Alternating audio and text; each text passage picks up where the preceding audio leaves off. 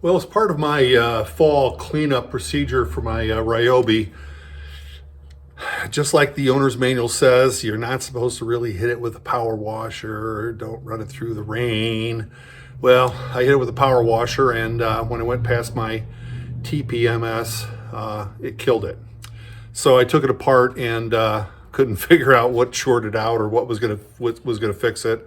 It was dry inside. It wouldn't light back up. So I ended up ordering a new one. So I'm going to go ahead and install this one, reset the sensors, and see if I can get it back working again before I put it away for the winter. And in addition, I found a new panel-mounted USB port that I'm going to install with a little short USB cable. Hopefully that'll solve the issues with branches grabbing the cable and unplugging it, or if with it shaking loose. And you can see it's mounted right here, but we get some more details. Here's the panel plug, and here is the short cable. So now we're at the mower, and you can see where I removed the old one with the double-sided tape. There's still a little remnant there, still a little tacky. So we're going to go ahead and plug this in.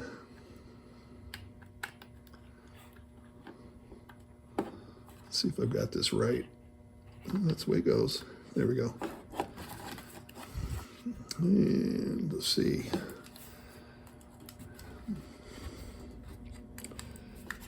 The power button, nothing. Let me turn the power on. Power's on. Beep. And we've got power on to the new TPMS. So I'm going to get the wrench out of my toolkit, and let's see how this works.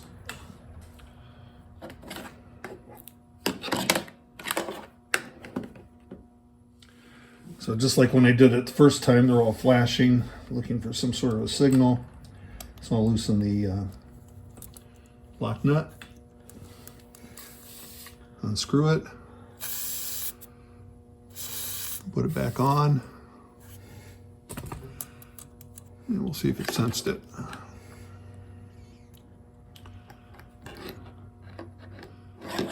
And it did not. So it's probably. And there. It did pick up that sensor. So I'm going to go ahead and swap out the 4 original wheel sensors, tire sensors, and see if they all register up. I had to take a little break from the TPMS on the Ryobi so I could finish that exhaust system on the 2014 Ford Explorer. Put the front white pipe on that one, but that's a different video. So I've got the tires aired up, and I've got the TPMS reprogrammed for PSI, Fahrenheit. The low tire limit is at 16 PSI and the high limit's at 26 PSI. And as you can recall, for programming purposes, you press and hold the middle button or the M button, and that sends you into the settings mode. And you can see right here, there's a 0. That's the first setting, and we're on PSI. To switch it from bar or PSI, you would just press the M button once, and then you can go back and forth between bar and PSI. And just press the M again to lock that in. So now we can go up or down to the next one. So now you can see we're on 1, and this is also in unit, but we're on, should be on Fahrenheit. So now we're on number 1. Let's go up to number 2. This is pressure high. I've got it set on 26. And we can go up one more to number 3. And pressure low is at 15. It's actually at 16. Well, maybe it's at 15. I don't know. Because if I press here, it flashes on 16. First thing to do is to get our instrument control panel out again with our T30. In and out for the 100th time. We're going to take a look and see if we got anything down here we got to be worried about. I don't think there is, but okay. And it feels like there's just plastic under here. There's a metal bar right back behind here. So this plug probably might not fit in this way, because that would be another alternative. Oh, I'm tempted though. I'm sorely tempted. Nah, we'll stick with the original plan.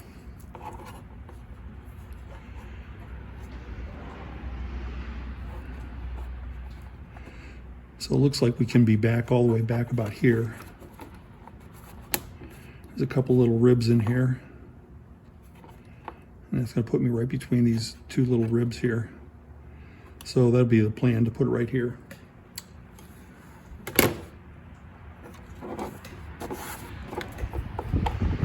Width-wise, looks like it'll fit without overhanging.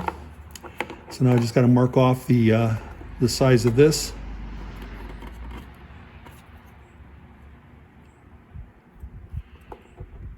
And get my Dremel out and cut myself a hole.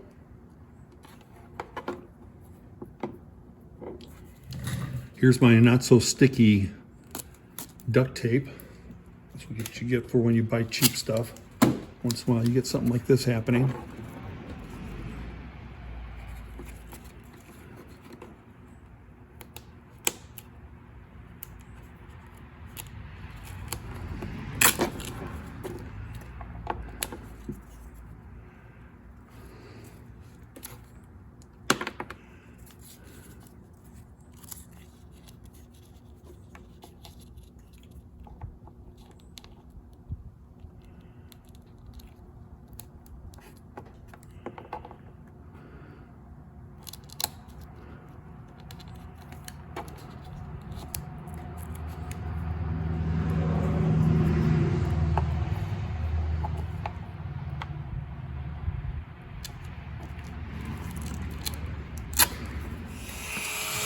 All right, we'll dive right in.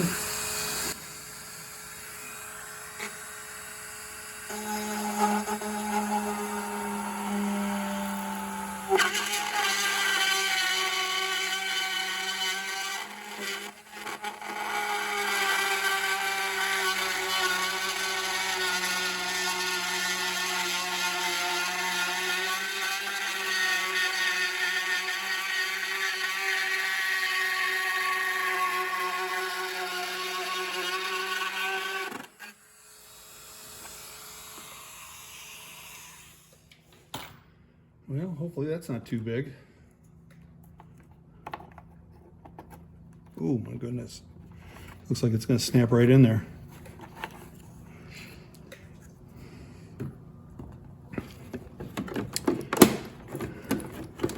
So let's find my original wires here. That's this one here.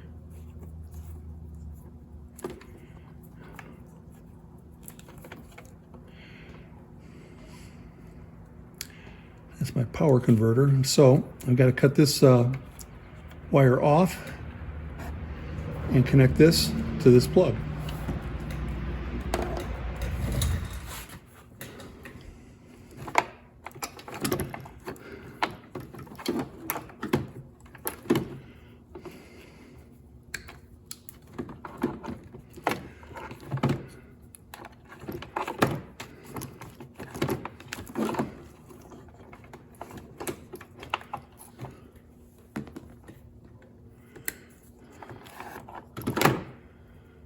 Yeah, it'll still leave me a hole over here, but oh well, it's hardly noticeable.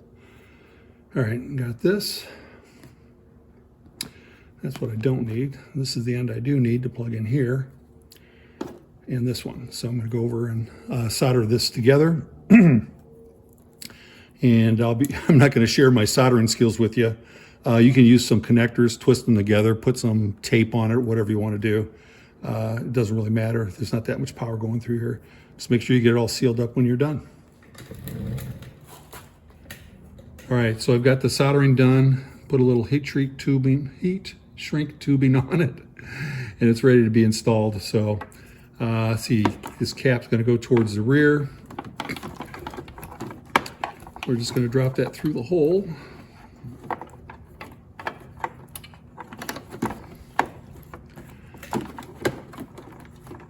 And that'll plug into the USB connector, which is our power supply. Either one of these should work.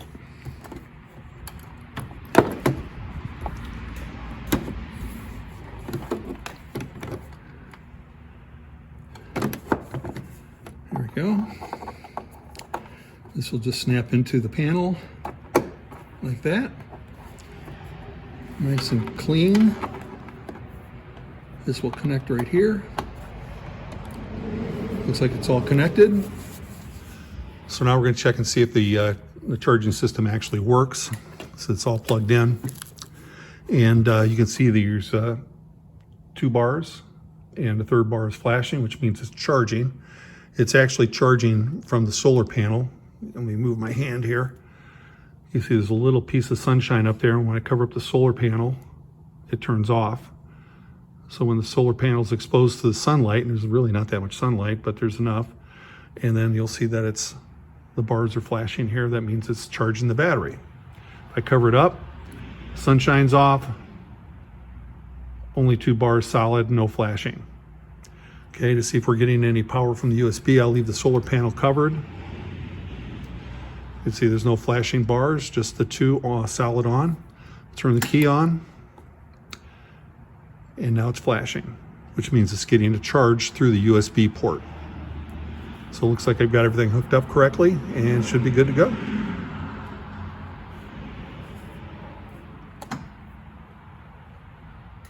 So last thing to do is to get the 4 screws back in the instrument panel, and I think that'll be done.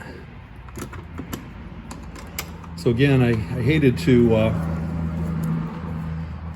short circuit the old one. I missed it so much. I just had to get the replacement, and I got this cleaned up a little bit, so it looks a little neater.